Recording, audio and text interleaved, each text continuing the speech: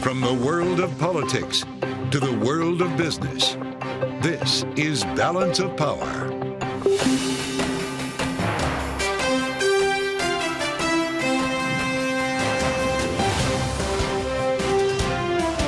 Live from Washington, D.C. From Bloomberg's Washington, D.C. studios to our TV and radio audiences worldwide, welcome to Balance of Power with Joe Matthew in New York. I'm Kaylee Lyons. President Biden weighs in on the chaos engulfing college campuses nationwide, condemning violence and anti-Semitism today, while also making clear he will not change his policy on Israel. As those protests continue, Hamas says it's studying Israel's temporary ceasefire proposal with a, quote, positive spirit. We'll speak with former U.S. Defense Department official Dana Stroul this hour. And as Donald Trump faces down another day in court, potential vice presidential candidates get set to make their cases for the job before Trump, as well as big-name donors gathering this weekend in Florida. The Veep stakes is about to get real here, Kaylee, and as we consider what's going on the campaign trail, no issue is resonating louder right now than the campus protests in this country against the backdrop of the war in Gaza and hopes today for a ceasefire. Yeah, Joe, all of that just amplifying the pressure on President Biden, so much so that today he spoke from the Roosevelt Room of the White House on what's going on. There's the right to protest, but not the right to cause chaos. People have the right to get an education, the right to get a degree, the right to walk across the campus safely without fear of being attacked. But let's be clear about this as well. There should be no place on any campus, no place in America for anti-Semitism or threats of violence against Jewish students.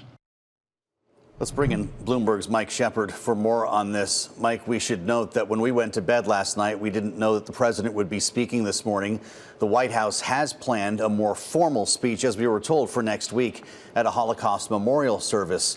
But the late addition of these remarks today and the way they were delivered, he also answered a couple of questions that we'll talk about in a moment, really speak to the pressure that he's been facing on this issue. Well, you're right, Joe. He really is under a lot of pressure when it comes to the whole question of, this war in the Mideast that is now entering its seventh month. And we're seeing that a lot of that pressure is coming from within his own party. We're seeing progressives and especially younger voters, black voters, Muslim Americans and Arab Americans are growing increasingly concerned that the administration is not doing enough to try to get a ceasefire and not doing enough to support the Palestinians who have been suffering so much during this conflict. And yet the president knows those concerns well. And when asked today during that press conference if he was going to change his policy toward Israel, he had a one-word answer: no. That was his out-the-door response. He was shouted that question as he was leaving. And this signals that the president is not veering from his long-standing support of Israel, even as he indicates that he wants to let the protesters know their voices are being heard. He wants them to be heard in an orderly fashion, too. He is looking at this as an electoral issue on two fronts, because this chaos is also hurting him with voters on the other side of the coin, voters who, suburban women and others who might be thinking, Donald Trump might be the guy who could offer that. On the flip side, though, back to the progressives and younger voters that I just mentioned, they're looking at this and wondering, well, where's Joe Biden for me? Is he doing enough for me on student loans? Is this issue going to be one that hurts my enthusiasm and reduces my incentive to vote for him in November? That's why that curt answer really jumped out at all of us. Mike, no, there was no nuance. It was just no on whether you're going to change your policy, or we should add dispatch the National Guard to college campuses. Is he banking on a ceasefire and America's short memory? Well, he is also counting on the effort that he and his team have been putting into trying to get a ceasefire. Anthony Blinken he's been in the region. He has been trying to work this out. They have spent enormous amounts of diplomacy and political capital to try to get the Israelis and Hamas to come to some sort of an agreement on a ceasefire, which would be essential to not only stopping the violence, but to getting some humanitarian aid in there. And it's really turned into such a crisis on the ground there. Mike, of course, you've covered this White House and prior White Houses for years, but you also are the senior editor now of our technology and strategic industries coverage. And we have some pretty important reporting here at Bloomberg today in that realm. Huawei which of course is a Chinese company that's blacklisted in the U.S., according to our reporting, has been secretly funding research at American universities. Walk us through that story. How could this possibly have happened? Well, what Huawei did is it worked with a scientific foundation based here in Washington to sponsor a competition for research.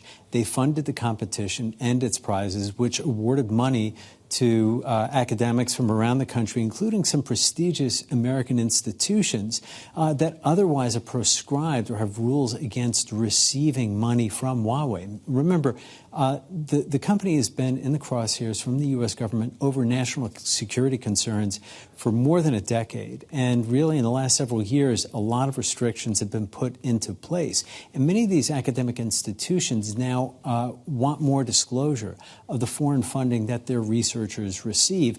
And the concern is that while the arrangement in question didn't violate any particular government rules, it violated the spirit of disclosure, and it also put these universities in a bit of a tight spot. It certainly did. Michael, I just wonder, after the TikTok bill just became law, is there going to be an answer from the China Select Committee here or from the administration? Well, I think we should be listening to what the China Select Committee has to say on this. This story will take a little bit of time to digest. It was an extraordinary piece of reporting by our colleague Kate O'Keefe, and a lot of credit to her for sleuthing this out. And we're going to be, I would expect, hearing from many of the members of Congress and perhaps even the administration on where this goes next. All right, Bloomberg's Mike Shepard, thank you so much. And again, this Huawei piece is a terrific piece of reporting. You can find that on the Bloomberg terminal or online. Now we want to turn to the trial of Donald Trump, which resumed in New York City this morning after a break yesterday. Here's what the former president had to say upon entering today. We went to Wisconsin and Michigan yesterday, and we had tremendous rallies, sold out rallies. They were packed, and the enthusiasm's never been better, so that was a great thing. And it was nice to be able to campaign one day without being in this ridiculous show trial. Bloomberg's Sarah Forden is joining us now. She leads our legal coverage here in Washington. So, Sarah, today was a kind of unique day in court in that it wasn't just a witness testimony. We also heard once again about gag order violations that the former president has allegedly committed. Already, he's been fined $9,000 for 9 other violations. We heard about fresh ones today. Is this just going to keep coming, and how quickly could the judge rule on that? Yeah, so the hearing started off today with the judge considering 4 different gag order violations, and he heard testimony on both sides, talking to the lawyers. The main witness here who Trump is debunking is Michael Cohen, who is also expected to be the star witness in the case. Trump's lawyers, on the other hand, say Michael Cohen has been criticizing Trump on social media himself, so he's not the classical witness who needs protection. But the judge is being very careful about this. He wants to weigh his decision, and he will rule at any time in the coming days.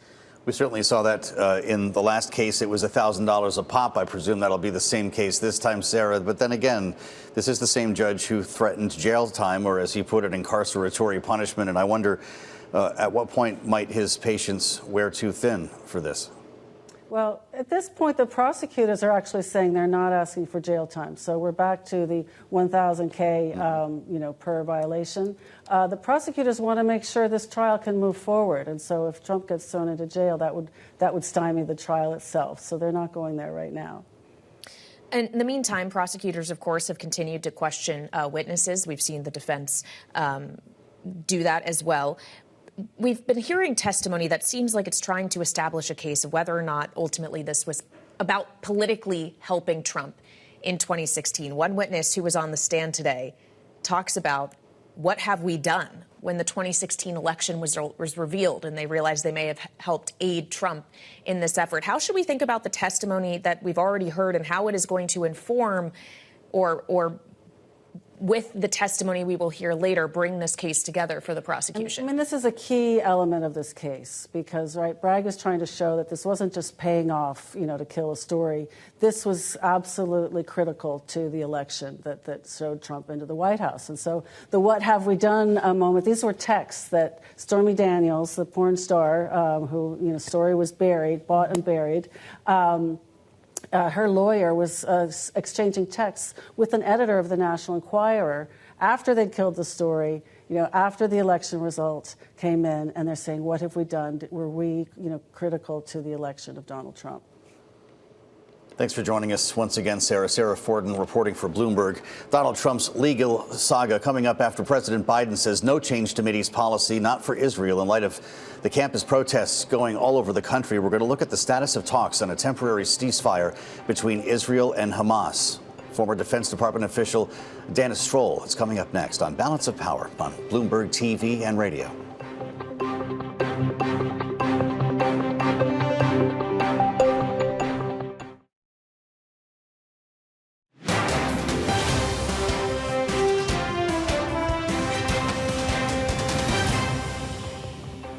I will say, every day that goes by without a ceasefire right now is on Hamas, because they're the ones that are holding up an answer to this proposal, and they're the ones that are holding up reaching an immediate ceasefire that would help alleviate the suffering of the Palestinian people in Gaza. State Department spokesman Matthew Miller on the continuing negotiations for a ceasefire and for the Israeli hostages being held in Gaza. We bring in Dana Stroul, former U.S. Defense Department official and senior fellow at the Washington Institute for Near East Policy. It's great to have you with us, Dana. I wonder your thoughts on a ceasefire that we were told was imminent at the beginning of this week. Are we moving closer to one, or are things slowing down? It's really unclear at this moment. I think between Secretary of State Tony Blinken's visit to the region, his words could not be more clear that the choice on the table is for Hamas. Israel has consistently changed and been more flexible in its negotiating positions. Tony Blinken called Israel's position exceedingly generous. And still, as of yesterday, it looked like Hamas was balking. Today, it appears that another Hamas delegation is going to Egypt, who's played a critical role in these negotiations. And again, the point, I think, from all across Washington is that the choice on the table right now is completely on Hamas. Well, then, Dana, it is worth considering what kind of condition Hamas is in, the kind of strength or weakness they may be approaching these conversations with. We talked about this yesterday with Jane Harman, the chair of the National Defense Strategy Commission. This is what she told us. We'll have you respond.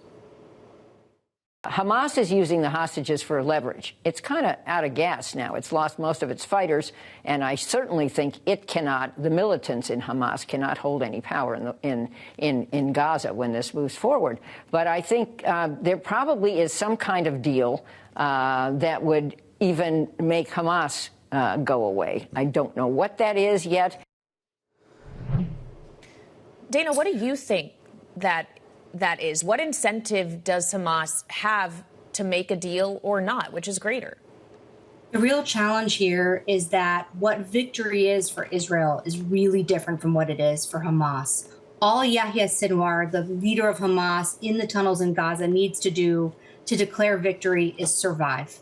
And he's looking around at the protests here domestically across college campuses, the pressure from President Biden's own party on him, the discussions of conditioning future U.S. military aid to Israel.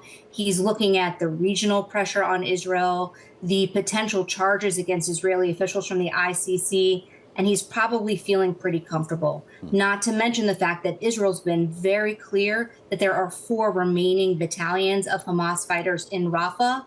And the United States has been very clear that they don't support an operation anytime soon without a plan to evacuate the more than 1.2 Palestinian civilians that are still in Rafah. And to date, the administration has said over and over that they have yet to see that plan from Israel. So again, I think Yahya Sinwar is sitting pretty comfortably right now, and there's not enough pressure on him, which is one of the reasons why we saw Prime Minister Netanyahu just yesterday, at the same time that Tony Blinken is talking about the exceptionally generous offer on the table by Israel to release those hostages, that Israel is still going to do that military operation in Rafah. You mentioned the protests, Dana, at the risk of overstating their significance. To what extent, if any, will they impact the outcome of these talks? Well, I think a lot of our adversaries and even partners across the Middle East and even in other places outside of the Middle East probably misread what's happening in this country. Yeah. So what President Biden did today, I think, is really important. He said legitimate, peaceful protests are acceptable, but not ones that are espousing violence or calling for the elimination of the state of Israel. And I think that pressure by the Biden administration, either on the humanitarian situation in Gaza or the collateral damage, misunderstands that fundamentally the White House is still strategically aligned with Israel. They still agree that Hamas needs to be militarily dismantled, that Hamas can't govern Gaza in the future, and that Iran is really the center of gravity when it comes to destabilizing activities across the Middle East. Well, so Dana, when we heard the president speaking from the White House today, when he was asked the question on his way out whether he was rethinking his policy toward Israel, and he answered with a definitive no, I wonder if that message was for Israel or for those who would wish to do Israel harm. I think it's for both. And again, I think that either our longstanding partners across the Middle East, those voices of dissent within Israel, and those who are critical here in this country misunderstand that even if the administration and specifically President Biden have criticisms of certain ways in which the Israelis have prosecuted their campaign in Gaza, have concerns about needing to increase humanitarian aid, fundamentally, there is agreement that what Hamas did on October 7th can never be repeated again.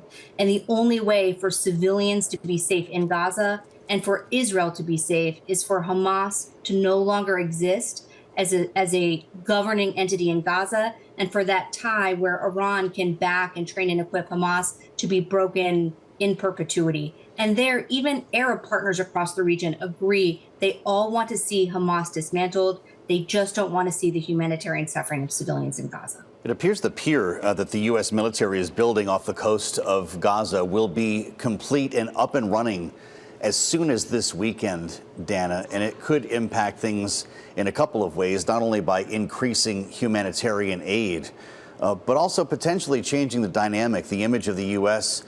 In this particular role. How do you see this changing things on the ground? It certainly should change the image of the United States, because even today, with criticism across many parts of the world for U.S. support for Israel, and again, we heard President Biden be so unequivocal in his support for Israel today, the United States remains the top humanitarian donor across the board to Gaza and also to the West Bank. That maritime pier is going to facilitate an increase in humanitarian delivery to North Gaza, which by all reports is on the verge of a widespread famine. But that maritime pier cannot replace the land crossings that the United States has pushed the Israelis so hard to continue to open up. And again, we've seen improvement in recent weeks with the government of Israel opening land crossings into Gaza from the north and additional crossings along the side of Gaza. And even Tony Blinken in the region this week talked about the real improvement we've seen in cooperation with Israel, but the need for them to keep it up and do more. All right, Dana Stroul, formerly with the Defense Department, thank you so much for joining us this evening. Coming up, we'll turn back to domestic affairs in the U.S. economy. As the Federal Reserve looks for more signs that high prices are easing, Congress investigates so-called shrinkflation. The snack companies think you won't notice if they change the size of the bag and put a hell of a lot fewer, same size bag, put fewer chips in it. No, I'm not joking. It's called shrinkflation.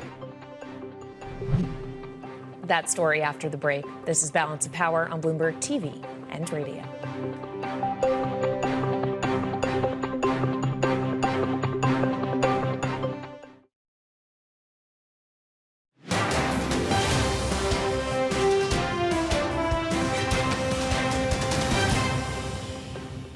I have more confidence in the Fed, and I unapologetically believe the Fed has to be independent and make these decisions and not let Democrats or Republicans convince them to do otherwise. Look, would I like to see interest rates go down? You bet I would.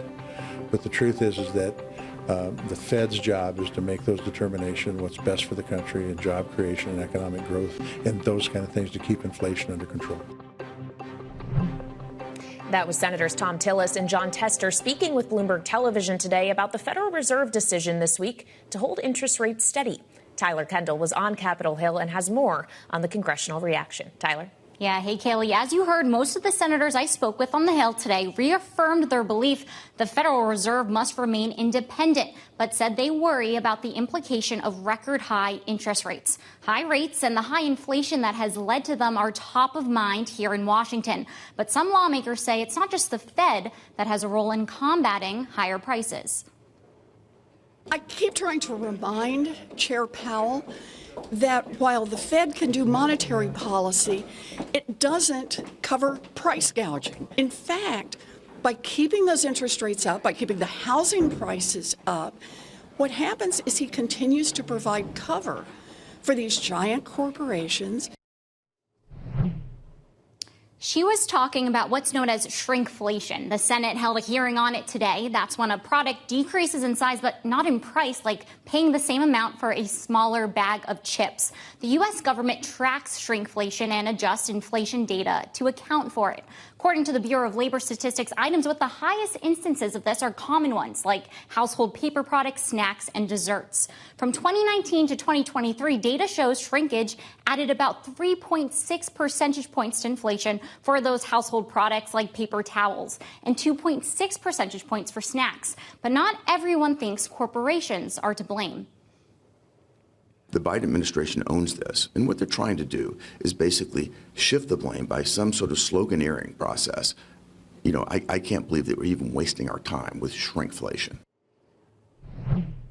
We know high prices combined with high interest rates are posing a potential threat for President Biden's reelection. Our latest Bloomberg News Morning Consult poll shows inflation is a top issue for voters in key battleground states, and the majority of them see it getting worse. Joe and Kaylee, the White House has defended its record in a statement after the most recent GDP reading. The president said, quote, "Fighting inflation remains my top economic priority."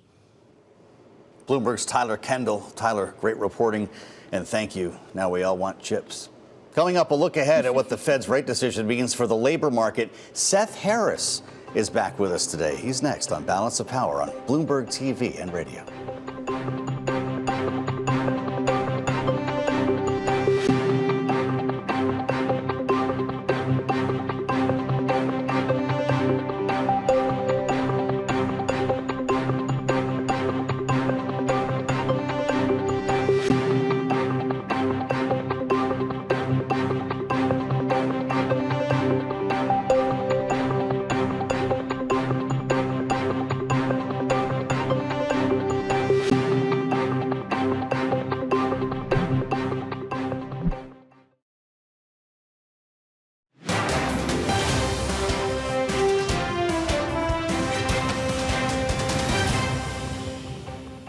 It'd have to be meaningful and get our attention and lead us to think that the labor market was really significantly weakening for us to want to react to it. A couple of tenths in the unemployment rate would probably not do that, but it would be a broader thing that would suggest that it would be appropriate to consider.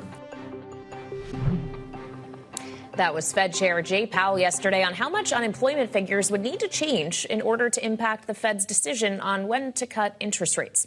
Joining us now for more is Seth Harris. He's Burns Center for Social Change Senior Fellow at Northeastern University and a former top labor policy advisor to President Biden. Seth, always great to see you here in Washington, especially on the eve of what is Jobs Day tomorrow. We are expecting that unemployment is still going to be relatively low at 3.8%. Could still see job growth of north of 200,000. The labor market, by and large, seems to be hanging in there. Are we, though, on a brink, as the Fed is considering keeping policy tighter for longer, of that starting to change in a more material way? No, I don't think that we're on the brink, but I think we're going to begin to see some slowing. I mean, the rate in the first quarter was really quite impressive. We did 256,000, 270,000, 303,000. I'm not sure that's sustainable, particularly because GDP slowed down in the first quarter some, not a lot, but some. So I think that we can expect a number that's a little bit more normalized tomorrow. unemployment rate may tick up 0.1, but probably not a lot more than that. Maybe it'll get to 4, but we've been at or below 4% for more than 2 years. It's an extremely healthy labor market. People are getting plenty of jobs. People are quitting bad jobs, taking good jobs. This is what workers need. Hey, Seth, this good news on Main Street, bad news on Wall Street thing is getting a little bit too abstract for me. Are we going to end up in a world in which Joe Biden is celebrating, maybe privately, a slightly weakened job market because it will actually bring borrowing relief to voters before November? No, I don't think the president would ever celebrate workers doing worse. He wants them to continue to do better, and they're doing great. As long as this job market stays as strong as it is, though, you don't get rate cuts, right? And he's waiting for one. Well, I think what the Fed is looking at more closely than the jobs numbers is the inflation numbers. And there was a surprise in the latest report. There was a little bit of a tick up, actually, in both reports, CPI and personal consumption expenditures. That, I think, is what has frozen the Fed's policy decision making. I would like to see them give us a signal with a 25 basis point cut. I don't think they can do that right away, but maybe over the summer to signal that growth is very important. We're seeing a slowing in growth. The jobs numbers tend to lag the economy. So I'd like to see them take on growth as aggressively as they take on inflation with a little bit of juice in the economy, maybe at the June meeting. Okay, well, Seth, your point is well taken that they are quite focused on inflation. And for that reason, within any given jobs report, we pay very close attention to wage growth as a measure of inflation, or perhaps giving people more ability to fuel that inflation. This president is also incredibly proud of wages that are now outpacing price gains. But doesn't that become a problematic feedback loop at some point if you continue to say wage gains that are too strong, allow people to keep spending, and then keep that demand up and keep prices up as a result? No, I don't think that's what's happening at all. It's not that workers are getting too much money and therefore they're spending too much money, and that's what's causing inflation in the economy. Corporate profits are driving more than half of inflation in the United States. Consumer demand, on the other hand, is what's propping up the economy, keeping it strong. So we need to have wage increases that outstrip inflation. Workers for many decades had real wages that were flat or declining. President Biden is trying to help them to get back some of what they have lost. Unionized workers doing a lot better than non-union workers in this economy. That's exactly what the president advocates for.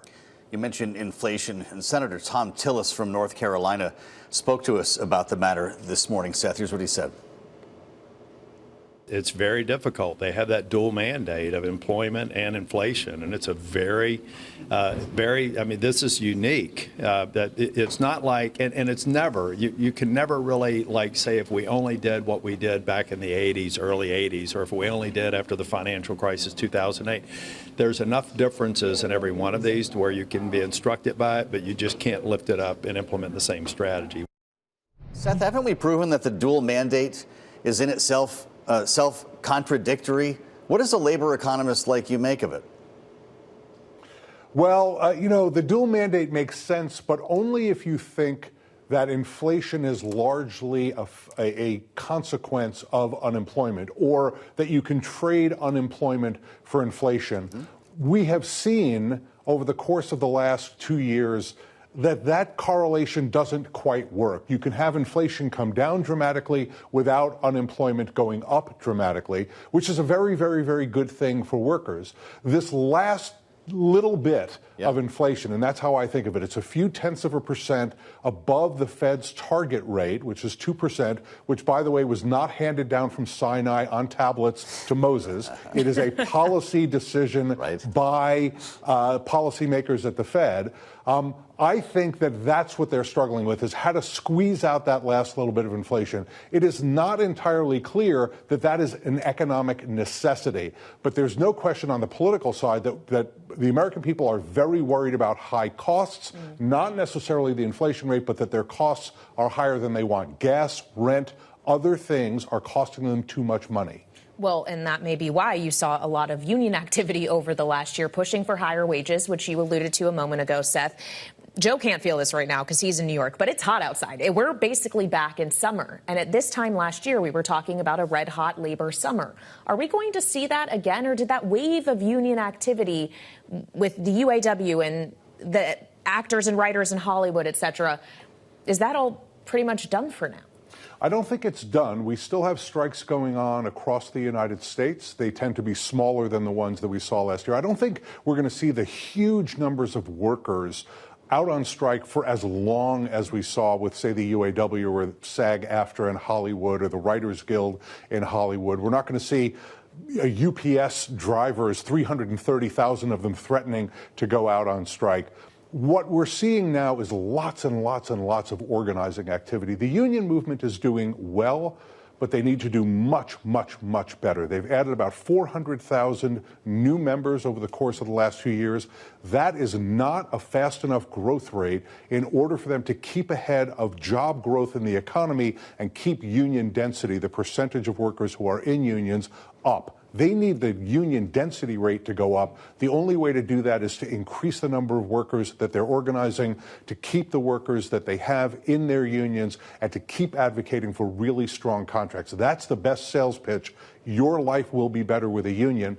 It happens to be true. But do they vote Biden? Because so many last time voted for Trump, Seth. What are they going to do this time? Well, it's a complicated question, and it depends on the union that you're talking about. There are some unions that have a lot of members who are supporters of President Trump, and what those unions are doing right now is communicating with those members about why President Biden has been great for them. Other unions, you have mostly unions that look more demographically like traditional Democratic Party voters who have overwhelming support for President Biden. The unions are getting out front. That's why they endorsed early to communicate to their members why President Biden is the person they want to reelect. Looking forward to seeing you, Seth. Thanks for coming back to talk to us. Seth Harris with us tonight on Bloomberg. Coming up, Donald Trump is focusing on choosing a possible running mate. It's the Veep Stakes. Again, we'll be joined by our political panel to parse through the contenders here on Balance of Power on Bloomberg TV and radio.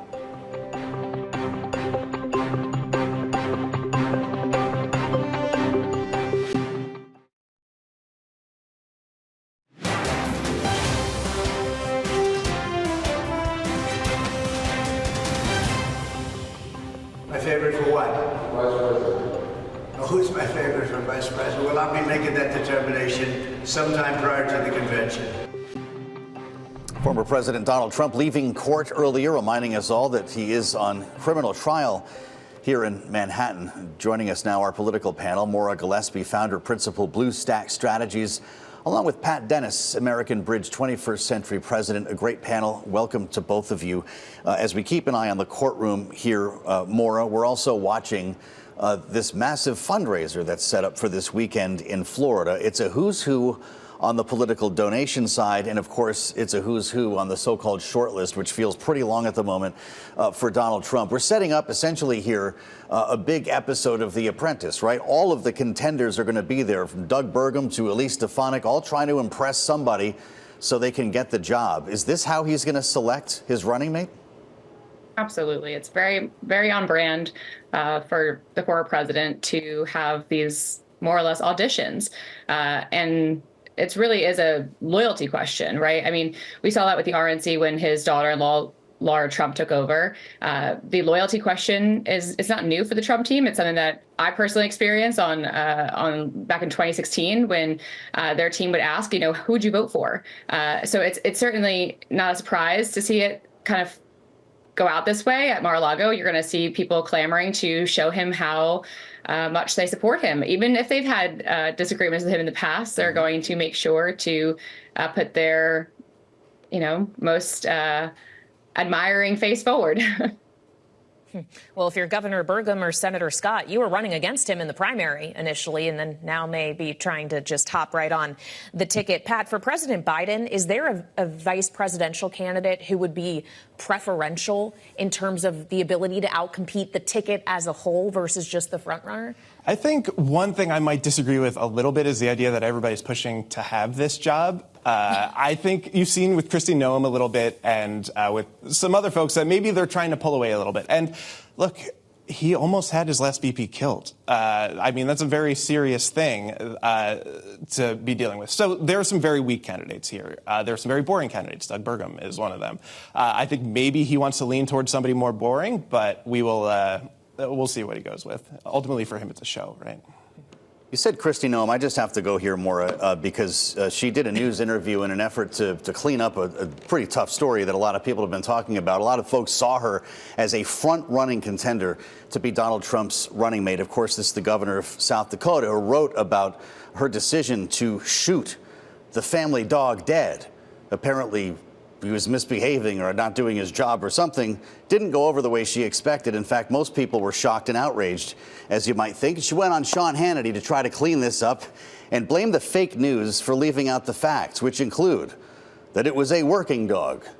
It was not a puppy. Is she out of the running? I would say yes, because it doesn't help Donald Trump to bring her into the fold, especially right now as he's hosting these auditions for vice president. She's not curried favor with pretty much anyone who has respect for life and animals. And just, again, the cruelty level is hard to miss there. I think he's best served to probably pick somebody like a Tim Scott, who has already, again, while he did run against him, he has already groveled and really kind of been right by his side, trying to show his worth, essentially. And I do think that there is a lot that Tim Scott could bring to the ticket should Donald Trump decide to choose him. Kristi Noem, at this point, I do think she should just focus on South Dakota and hope to hang on to that job. I don't think that it would help her to stay in the limelight, and damage control is the least of her worries right now.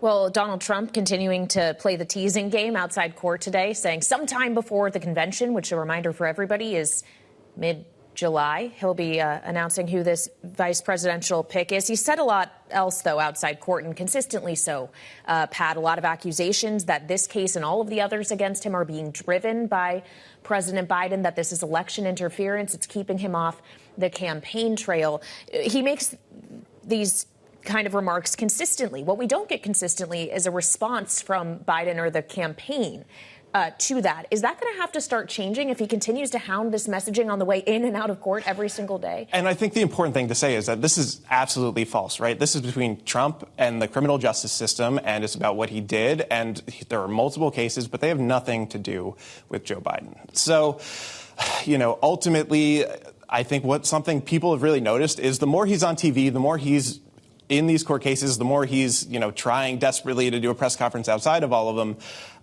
the more you're seeing that people are just so sick of him. Like, they remember what it was like when he was president. They remember the chaos, and they remember. But he's still leading in the polls, though, consistently. He is. And look, it's going to be a tough fight every inch of the way. Well, I'll tell you, if you ask Mike Johnson about Donald Trump, I'm not sure he's too sick of him, because he seems to have saved his job, arguably with the help of Democrats here. We talked earlier with Congressman Brian Stile, Republican from Wisconsin, about the effort. We're going to have a vote next week, apparently, to oust the speaker. And everyone knows it's going to fail. Here's what Congressman Stile said. Speaker Johnson's done an admirable job in incredibly difficult circumstances. I think it would be a mistake to have that bill brought forward. If it does, hopefully we are able to table that quickly. It really functions as a distraction. So, Maura, will Mike Johnson owe a bigger favor to Donald Trump or to House Democrats if he survives this? I think it's probably a mixed bag there. Trump has been really, supportive of Mike Johnson, and that's helpful, certainly when he's coming up against this vote to vacate. And in terms of what the Democrats will do, again, it's to show good faith in that he got the bills across for foreign aid that needed to get done. And again, it doesn't help the Republicans to go through another round of chaos like this. You have to think about the down ballot implications that come November. It's already hard enough to get people excited about the 2024 election when it comes to the two top candidates for president. So Republicans really do need to find some ways to get a win if they want to have any chance at hanging on to that gavel come November. And so they're going to have to figure out a way to show the American people and show donors that they can govern. All right, Maura Gillespie and Pat Dennis will be sticking with us. As coming up, demonstrations against the Israel-Hamas war wreaking havoc on U.S. college campuses. And President Biden today demands that order must prevail. We'll continue the conversation with Maura and Pat next on Balance of Power on Bloomberg TV and Radio.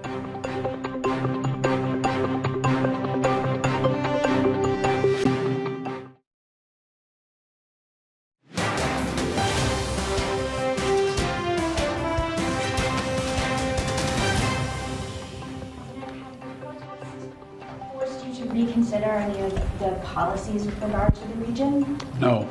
Thank you. Mr. President, do you think the National Guard should intervene? No. Mr. President, do you agree with One word, no.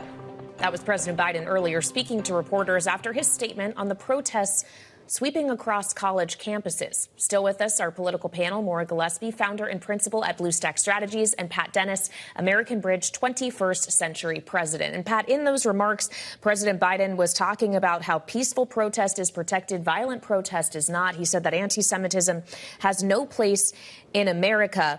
And yet we've been seeing this ongoing for weeks. He finally spoke about it from the White House today. Is President Biden too late to meet this moment? No, I think he struck exactly the right tone there. It's the message that needs to be said. And it's an important contrast. A lot of people forget that Donald Trump had very serious protests during his administration. And what did he do every single time he had the opportunity? He escalated, he divided people, he pushed for violence.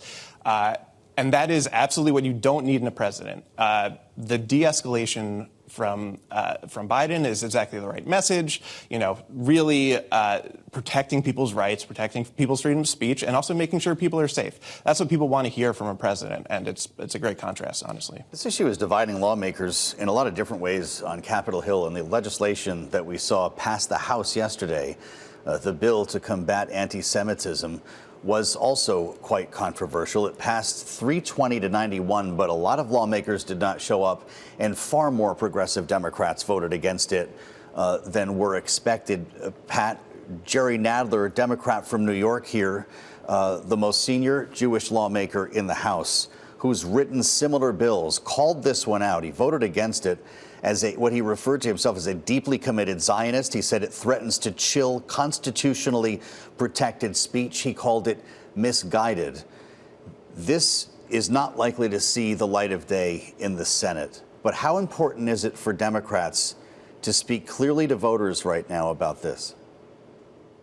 I think what you've seen from Democrats is that, and starting with Joe Biden's statement immediately after the October 7th attacks, is that this is an extremely important issue. We believe in human rights. We believe that people should not be discriminated against. We believe in, public safety. And that's the message you've heard from the president. It's the message you've heard across the Democratic Party. I'm not a legislative analyst. I haven't read this bill. I think you're right that it's not going to see the light of day in the Senate. But these are very important issues. And I think across the Democratic Party, we've seen the sort of nuance that you need on them. When dozens of Democrats, though, vote against this, you need to explain that vote. That's going to be an interesting ad when people say, hey, you voted against an anti-Semitism bill. Isn't that a problem for Democrats in November?